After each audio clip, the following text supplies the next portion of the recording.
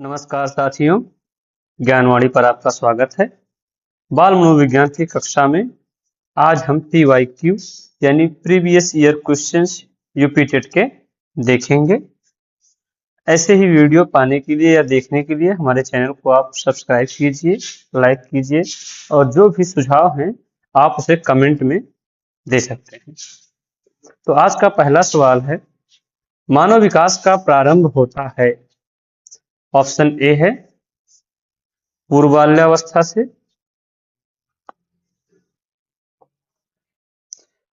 B उत्तर बाल्यावस्था से, सी शैशवावस्था से और डी गर्भावस्था से। तो मानव विकास का प्रारंभ जो है वो गर्भावस्था से ही होता है, यानी कि डी ऑप्शन हमारा सही ऑप्शन है।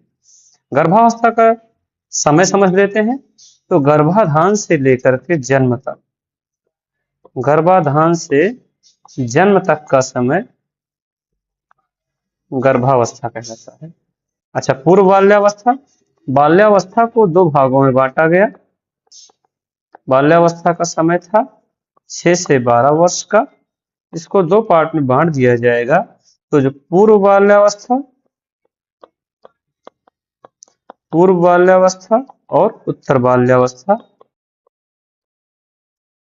उत्तर बाल्यावस्था इसका उम्र होगा 3 से 6 वर्ष और 6 से 12 वर्ष। इस प्रकार से जो है इसको हम, बाकी शैशवावस्था को आप जान ही रहे हैं, जन्म से 5 वर्ष। तो इस प्रकार से मानव विकास का प्रारंभ जो है वो गर्भावस्था से ही प्रारंभ हो जाता है। यही हमारा ऑप्शन सही ऑप्शन होगा। अगला सवाल हम देखेंगे, शिक्षा में अवरोधन का तात्पर्य है। यहाँ पर एक शब्द जो है अवरोधन, ये इंपॉर्टेंट है, इसको समझना जरूरी है। अवरोधन का तात्पर्य यहाँ रुकावट से है। तो शिक्षा में रुकावट, पहला ए ऑप्शन है बालक का विद्यालय न जाना, बालक का विद्यालय न जाना। तो विद्यालय नहीं जा रहा है तो बच्चे को विद्यालय बुलाया जा सकता है। बालक द्वारा विद्यालय छोड़ देना, ये भी लग रहा है। देखते हैं आगे, किसी बालक का 1 वर्ष से अधिक समय तक एक ही कक्षा में रहना। और डी ऑप्शन है बालक का विद्यालय में प्रवेश न लेना। तो ये ऑप्शन तो नहीं होगा, ये भी नहीं होगा। बालक द्वारा विद्यालय छोड़ देना, तो छोड़ देना जो है वो ड्रॉप आउट में आएगा, वो भी नहीं होगा। और हमारा सी ऑप्शन सही होगा, किसी विद्यालय का 1 वर्ष से अधिक समय तक एक ही कक्षा में रहना। अगला सवाल है, बच्चों की बुद्धि मुख्यतः संबंधित है। बुद्धि किससे संबंधित है? ऑप्शन देखते हैं, सामाजिक विकास से, ए, बी भावात्मक विकास से, सी नैतिक विकास से, डी शारीरिक विकास से। तो बुद्धि का संबंध, सॉरी बुद्धि नहीं होगा, यहाँ पे वृद्धि होगा।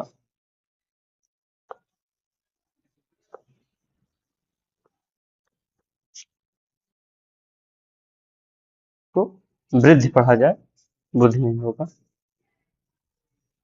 तो वृद्धि जो है शारीरिक विकास से संबंधित है, एकदम स्पष्ट है, शारीरिक विकास से।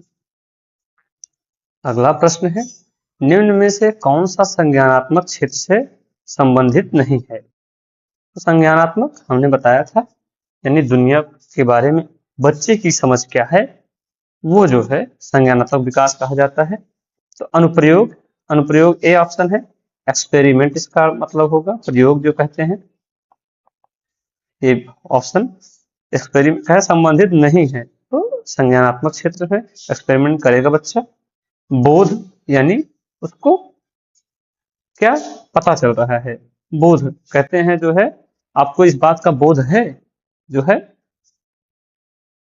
सी ऑप्शन ज्ञान यानी नॉलेज, डी ऑप्शन अनुमूल्यन। ये थोड़ा अलग शब्द है, इसको जानते हैं। अनुमूल्यन का मतलब है मूल्य को बढ़ाना, जैसे मूल्य को बढ़ाना। जैसे को मान लीजिए किसी को ईमानदारी अच्छी लगती है, तो वह ईमानदारी का अनुमूल्यन करता है, ईमानदारी को बढ़ावा देता है। यह शब्द जो है संज्ञानात्मक क्षेत्र संबंधित नहीं है, अतः हमारा डी ऑप्शन सही ऑप्शन है। आगे देखेंगे, विकास की किस अवस्था को कोल तथा ब्रूस ने संवेगात्मक विकास का अनोखा काल कहा है। यह जो है एक कथन है कोल तथा ब्रूस का, यह एक फैक्ट है, हमको आपको याद करना पड़ेगा। वैसे अनोखा काल जो है संवेगात्मक विकास का हमने आपको बताया है पिछली वीडियोज में। तो देखते हैं, ए ऑप्शन है बाल्यावस्था, बी है प्रौढ़ावस्था, सी है किशोरावस्था और डी है शैशवावस्था। तो हमारा जो है इसका सही ऑप्शन होगा बाल्यावस्था। वैसे भी संवेगात्मक विकास का अनोखा काल बाल्यावस्था को ही कहा गया है। छठवां प्रश्न है, किसी भी नई भाषा को सीखने के लिए कहां से प्रारंभ किया जाना चाहिए? तो कह रहे हैं, ए ऑप्शन है अक्षरों व शब्दों के मध्य साहचर्य से, ये थोड़ा नया शब्द है, इसका मतलब हमको समझना है। वाक्य के निर्माण से, कह रहे हैं वाक्य बनाते हुए आप भाषा सीखिए। शब्दों के निर्माण से, शब्द बनाते हुए शुरू कीजिए। डी उपयुक्त में से कोई नहीं। तो अगर हम साहचर्य का मतलब समझें तो साहचर्य का अर्थ होगा यहाँ पर साथ होना, साथ रहना या अक्षरों व शब्दों के बीच संबंध स्थापित करना, संबंध क्या है ये जानकारी करना। तो हमारा ए ऑप्शन सही होगा। यानी हमें अगर शब्दों के मध्य संबंध, अक्षरों के मध्य संबंध का पता चल जाए तो हमें जो है भाषा सीखने में आसानी होगी। अतः हमें अक्षरों व शब्दों के मध्य साहचर्य से ही नई भाषा सीखना प्रारंभ करना चाहिए। अगला प्रश्न है, निम्न में से कौन सा संवेग का तत्व नहीं है? संवेग का मतलब इमोशन से है, तो कह रहे हैं इमोशन का तत्व कौन सा नहीं है? व्यवहारात्मक यानी बिहेवियरल जो है, दैहिक यानी दैहिक का अर्थ यहाँ पे शारीरिक इच्छा से है, शारीरिक इच्छाएं, भूख प्यास, ये सारी चीजें दैहिक में आती हैं। संज्ञानात्मक हमने जानते हैं, संज्ञानात्मक यानी हम जो है बाहरी चीजों को हमारा सोचना क्या है, ये चीजें संज्ञानात्मक में आता है। और संवेदी, यह भी एक नया शब्द है। संवेदी का अर्थ यहाँ पर इंद्रियों के माध्यम से जानकारी, इंद्रियों के यानी पहली बात तो इंद्रियों के माध्यम से जानकारी जो हमें मिले वो संवेदी कारक होंगे। इंद्रियों के माध्यम से यानी इंद्रियां जो है आंख नाक कान, जो 5 इंद्रियां हैं हमारी, इंद्रियों के माध्यम से जानकारी।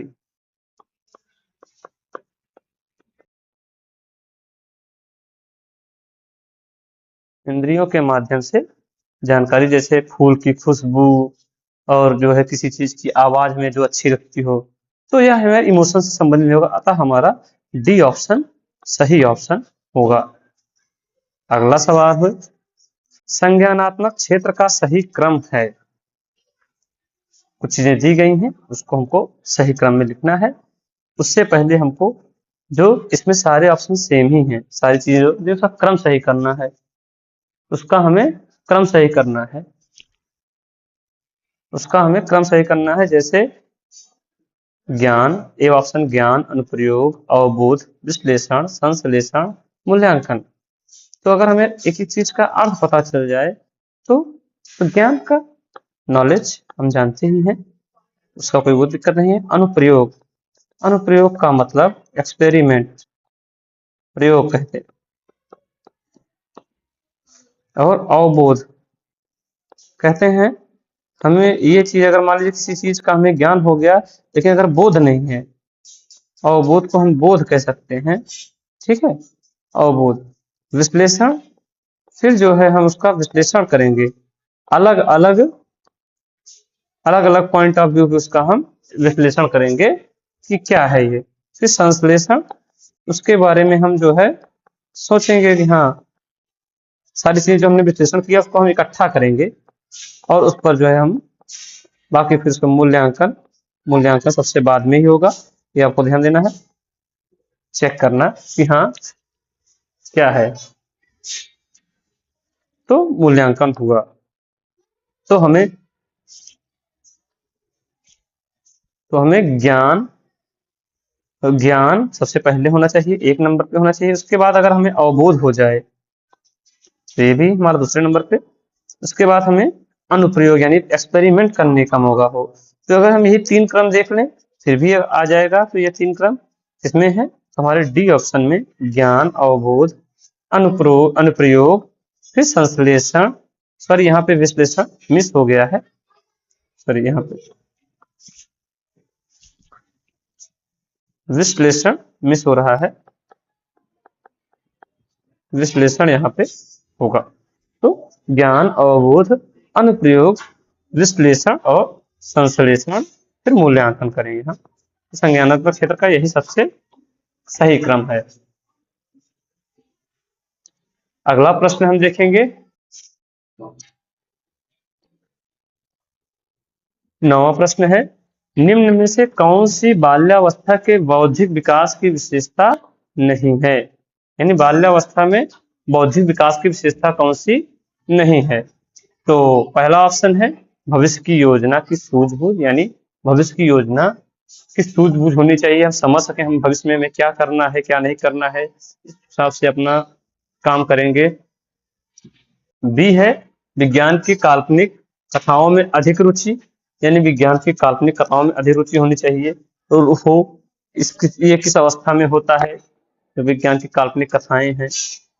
फिर सी ऑप्शन है बढ़ती हुई तार्किक शक्ति, यानी तार्किक शक्ति का बढ़ता हुआ क्रम। फिर काल्पनिक भयों का अंत, यानी जो काल्पनिक कहानियां होती हैं उनके भयों का, उनके डरों का अंत। कह रहे निम्न में से कौन सी बाल्यावस्था के बौद्धिक विकास की विशेषता नहीं है? ये तो काल्पनिक भय का अंत होगा, जैसे जैसे बच्चा बड़ा होगा तार्किक शक्ति बढ़ेगी, विज्ञान के काल्पनिक कथाओं में अधिक, उस समय बच्चे कहानियां सुनना, ये सब चीजें कथाएं सुनना पसंद करते हैं। लेकिन भविष्य की योजना सूझबूझ हम बाल्यावस्था में नहीं होता। तो यह ऑप्शन हमारा ए ऑप्शन सही होगा। अगला प्रश्न है, इनमें से कौन मनोवैज्ञानिक भाषा विकास से संबंधित हैं?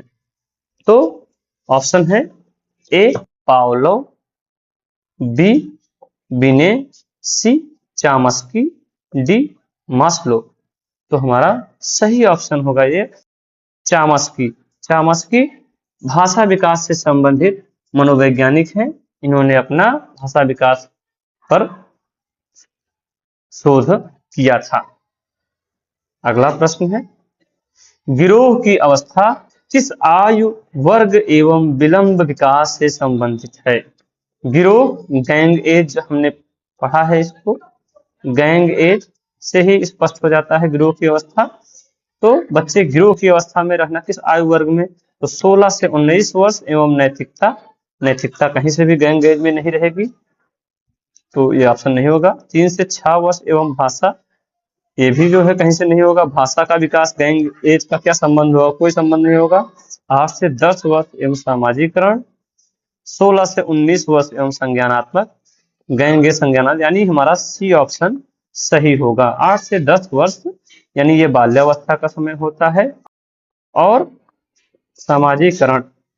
सामाजिकरण का विकास होता है इस गिरोह की अवस्था में, यानी बच्चा जो है दोस्तों के साथ उठता बैठता है, गिरोह उनका ग्रुप होता है, समूह होता है। तो यह जो है 8 से 10 वर्ष एवं सामाजिकरण वाला ऑप्शन, इसी ऑप्शन हमारा सही होगा। अगला है प्रश्न 12वां प्रश्न है, संज्ञानात्मक संप्राप्ति का न्यूनतम स्तर है? संज्ञानात्मक संप्राप्ति का न्यूनतम स्तर है। तो कह रहे हैं अभी हमने आपको पीछे बताया, अगर आपको वह प्रश्न याद है तो बहुत आसानी से इसका जवाब हम दे पाएंगे। संज्ञानात्मक क्षेत्र का सही क्रम है, इसमें सबसे न्यूनतम या सबसे छोटा ज्ञान था। तो हम देखते हैं इसके ऑप्शंस की ओर देखेंगे तो पाएंगे कि पहला ऑप्शन है ए ज्ञान, बी बोध, सी अनुप्रयोग, डी विश्लेषण। तो हमारा सही ऑप्शन होगा ज्ञान। न्यूनतम स्तर जो है हमारा ज्ञान है। अगर वो क्रम हमने याद कर लिया तो ज्ञान, अवबोध, अनुप्रयोग करके जो पूरा क्रम है, विश्लेषण, संश्लेषण, फिर जो है मूल्यांकन, तो यह जो है संज्ञानात्मक संप्राप्ति का जो स्तर है उसको हमको याद कर लेना चाहिए, वो हमारे काम आएगा एग्जाम्स। आगे देखेंगे, अधिगम अनुभव और प्रशिक्षण के परिणाम स्वरूप व्यवहार में परिवर्तन है, यह कथन किनके द्वारा दिया गया है?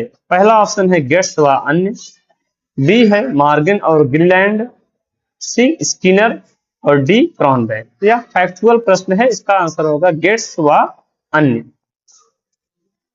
अगला प्रश्न होगा हमारा, निम्न में से कौन सा शारीरिक विकास का एक प्रमुख नियम है? शारीरिक विकास के कुछ नियम हैं, उसको हमें देखना होगा। पहले शारीरिक विकास के नियम क्या होंगे जो है, तो उसके बाद फिर हम जो है इसको कर पाएंगे। तो पहले हम पढ़ लेते हैं ऑप्शन। निम्न में से कौन सा शारीरिक विकास का एक प्रमुख नियम है? ए है मानसिक विकास से भिन्नता का नियम, बी है अनियमित विकास का नियम, और सी है द्रुतगामी विकास का नियम, और डी है कल्पना और संवेगात्मक विकास से संबंध का नियम। जैसे देखेंगे, निम्न में से कौन सा शारीरिक विकास का एक प्रमुख नियम है? तो ए मानसिक विकास से भिन्नता का नियम, बी है अनियमित विकास का नियम, और सी है द्रुतगामी विकास का नियम, यानी और कल्पना, डी है कल्पना और संवेगात्मक विकास से संबंध का नियम। शारीरिक विकास कह रहे हैं, शारीरिक विकास कभी तेज यानी कभी मंद और कभी तेज गति से होता है। तो इसमें से हमारा द्रुतगामी यानी तेज से होने वाले विकास का नियम जो होगा वो शारीरिक विकास से संबंधित होगा। मानसिक विकास शारीरिक विकास कोई संबंध नहीं है। अनियमित विकास शारीरिक विकास जो है वो नियमित गति से होता है।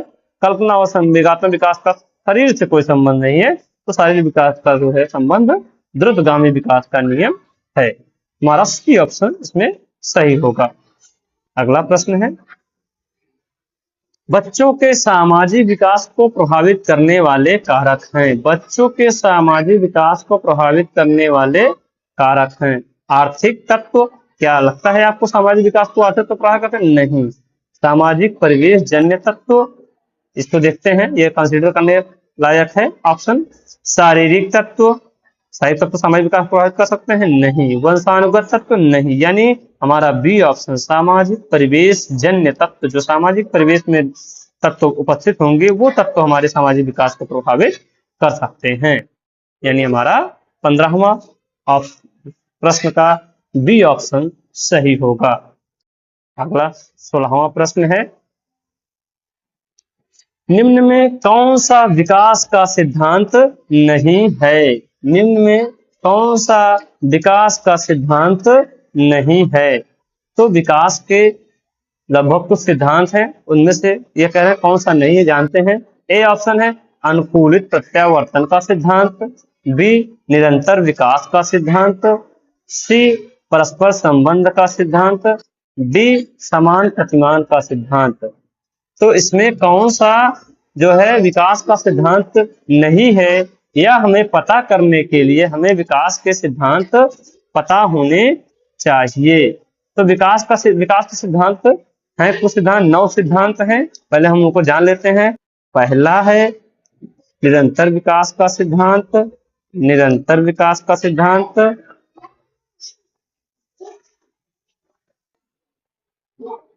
यानी जो विकास निरंतर चलता रहता है उसके बारे में इसमें बात होती है। विकास दिशा का सिद्धांत, विकास दिशा का सिद्धांत यानी विकास जो है वह सिर से पैर की ओर होता है, यह दिशा बताता है विकास दिशा का सिद्धांत। परस्पर संबंध का सिद्धांत, परस्पर संबंध का सिद्धांत यानी इसमें बताता है परस्पर संबंध यानी शारीरिक मानसिक संवेगात्मक आदि पहलुओं का विकास जो होगा उसमें परस्पर संबंध होगा।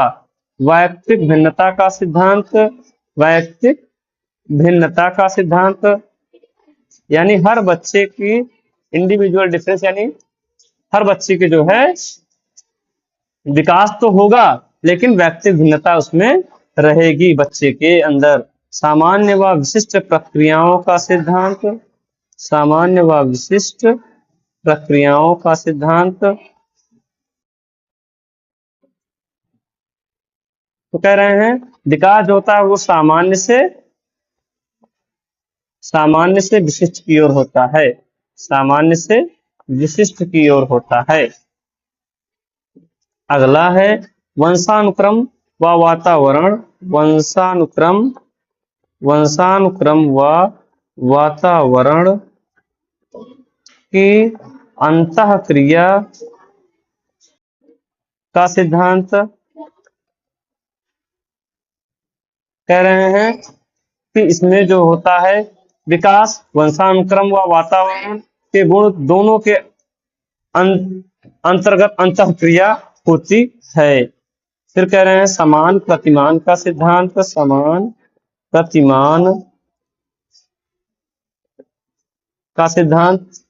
प्रतिमान का विकास का क्रम जो है वो समान रूप से होता है। यानी कितने हो गए, 1 2 3 4 5 6 7। अभी 2 सिद्धांत बाकी हैं। एकीकरण का सिद्धांत।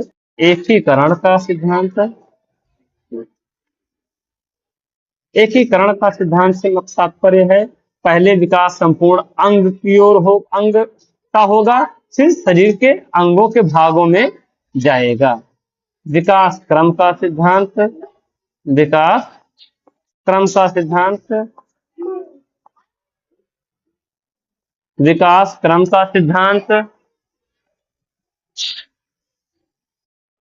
तो विकास का क्रम निश्चित होता है। इसमें कह रहे हैं जो क्रम जो होता है विकास का वो निश्चित होता है विकास क्रम के सिद्धांत में। तो हम इसमें देखेंगे निरंतर विकास का सिद्धांत हमारा है। परस्पर संबंध का सिद्धांत बिल्कुल है हमारा विकास। समान प्रतिमान का सिद्धांत भी है हमारा। तो क्या नहीं है, वो ए ऑप्शन यानी अनुकूलित प्रत्यावर्तन का सिद्धांत जो है वो विकास का सिद्धांत नहीं है। तो इसको हमको सारे सिद्धांत आपको लिख लेने हैं अपने नोट्स में और इसको दिमाग में रखना है कौन सा जो है विकास का सिद्धांत है, कौन कौन से। 17वां प्रश्न है विकास के परिणाम स्वरूप नवीन विशेषताएं और नवीन योग्यताएं प्रकट होती हैं। यह एक कथन है। यह कथन किसने दिया है? ए गैसेल, बी हरलॉक, सी मेरेडिथ और डी डगलस और हॉलैंड। इसका सही ऑप्शन होगा ए यानी गैसेल। गैसेल ने जो है ये कथन दिया है।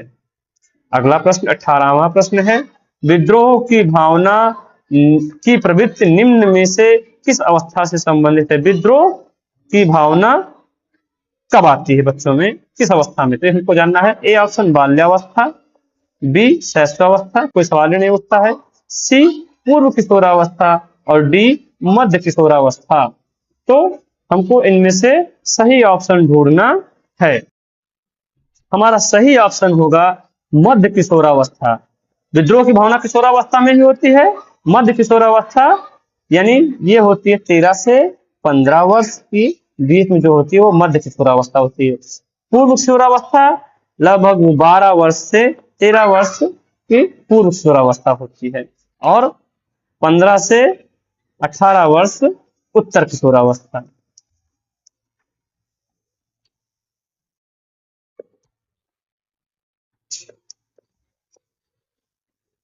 यानी पूर्व मध्य उत्तर।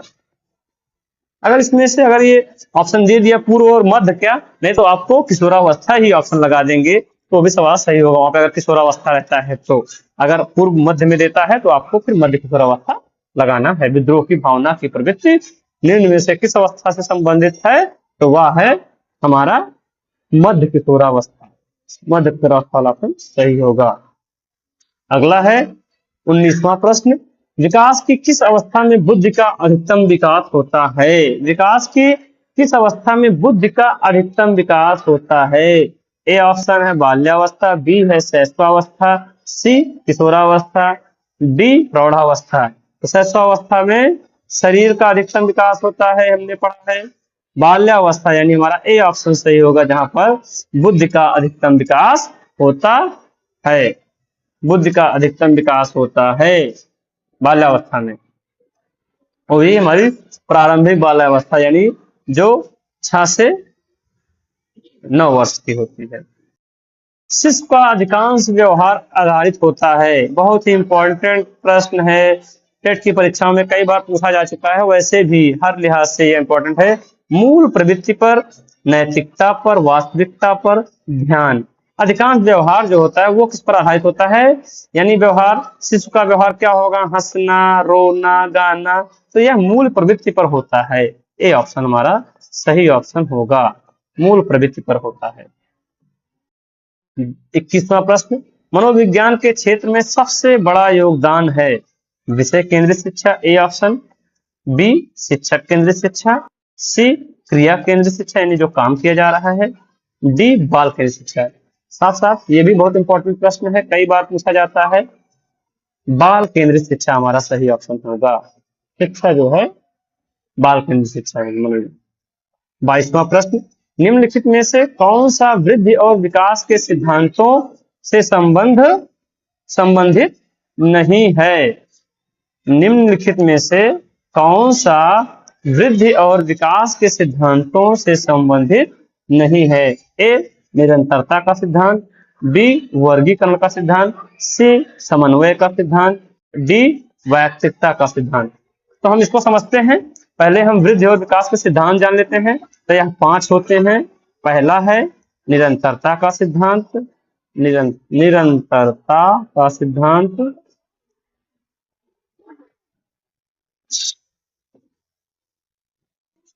निरंतरता का सिद्धांत, एकीकरण यानी समन्वय जिसको कह रहे हैं, तो कहते हैं एकीकरण, एकीकरण का सिद्धांत। तीसरा है वैयक्तिकता, वैयक्तिकता का सिद्धांत, वैयक्तिकता का सिद्धांत। चौथा है विकास क्रम का सिद्धांत, विकास क्रम का सिद्धांत। पांचवा है अंतिम वंशानुक्रम व वातावरण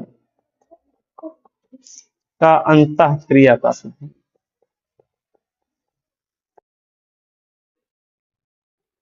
तो इसमें से कौन सा नहीं है हमारा वर्गीकरण सिद्धांत, बिल्कुल नहीं है, वो निरंतरता में है, वर्गीकरण नहीं है, यानी वर्गीकरण हमारा सही ऑप्शन होगा, समन्वय भी है और वैयक्तिकता भी है, तो हमारा डी ऑप्शन सही होगा, बी ऑप्शन हमारा सही होगा।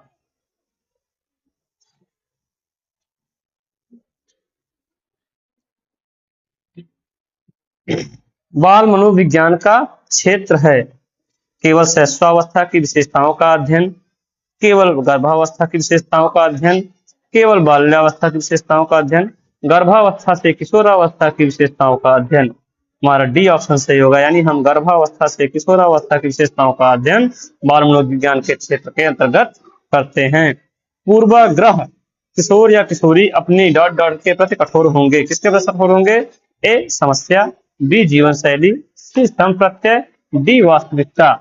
तो हमारा जो है इसका सही ऑप्शन होगा ए, यानी समस्या के प्रति जो है ये किशोर और किशोरी ज्यादा जो है कठोर होते हैं। संप्रत्यय का अर्थ क्या है, संप्रत्यय एक सामान्य विचार से, इसका अर्थ जो है एक सामान्य विचार से है जो किसी चीज की आवश्यक विशेषताओं को दर्शाता है कि हमें क्या चाहिए जो है उसके बारे में बताता है। स्वतंत्र अवस्था होती है बालक के जन्म से 2 वर्ष, बिल्कुल स्वतंत्र नहीं होता है यह अवस्था, 3 से 6 वर्ष, 7 से 7 वर्ष से किशोरावस्था तक, या फिर डी किशोरावस्था में। तो इसका ऑप्शन है स्वतंत्र की अवस्था होती है बाल्यावस्था यानी 3 से 6 वर्ष जो होता है, यानी बी ऑप्शन हमारा सही। इस समय जो है बालक स्वतंत्र होता है, खेलता कूदता है, खूब मौज करता है। 26वां प्रश्न है, माँ बाप के साये से बाहर निकलकर अपने साथी बालकों की संगत को पसंद करना संबंधित है किशोरावस्था से, पूर्व किशोरावस्था से, उत्तर बाल्यावस्था से, शैशवावस्था से, यानी इसका ऑप्शन होगा हमारा पूर्व किशोरावस्था, यानी 12 वर्ष से 13 वर्ष की जो भी इतने समय होता है उस समय बालक जो है अपने मम्मी पापा के साये से बाहर निकल करके दोस्तों की संगत में रहना पसंद करता है, यानी पूर्व किशोरावस्था इज द राइट ऑप्शन। अगर पूर्व किशोरावस्था उत्तर ये नहीं है, सामान्य है, तो आप बाल्यावस्था सही ऑप्शन लगा सकते हैं। मानसिक परिपक्वता की ऊंचाइयों को छूने के लिए प्रयत्नरत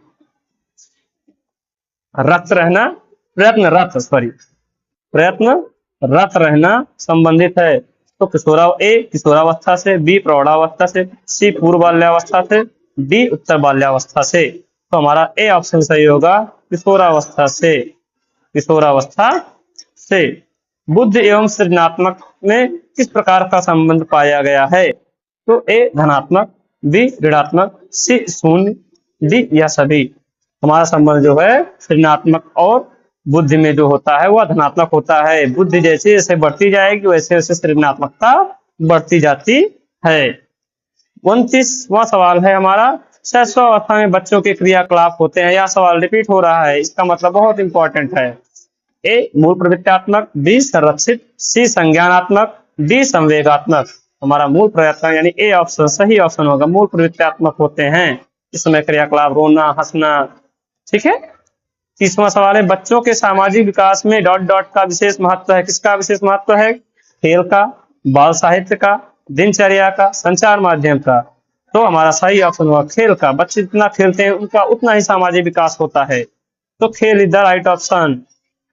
31वां सवाल है, शारीरिक वृद्धि और विकास को क्या कहते हैं? कहते हैं तत्परता, अभिवृद्धि, गतिशीलता, अनुवांशिकता। अभिवृद्धि द राइट ऑप्शन हमारा, यानी अभिवृद्धि सही जवाब होगा इसका। सरल अर्थ वृद्धि भी होता है। वृद्धि यानी जो वृद्धि होती है उसे अभिवृद्धि ही कहा जाता है। शारीरिक वृद्धि कह रहा है तो अभिवृद्धि ही होगा। 32वां सवाल, चिंतन संज्ञानात्मक पक्ष में एक मानसिक क्रिया है। यह कथन किसने दिया है? यह फैक्चुअल प्रश्न है, तो इसका जवाब जो है हमको देखना है।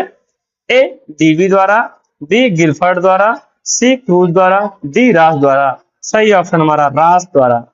रास ने कहा है कि चिंतन संज्ञानात्मक पक्ष में एक मानसिक क्रिया है। 33वां सवाल है, बाल मनोविज्ञान के आधार पर कौन सा कथन सर्वोत्तम है?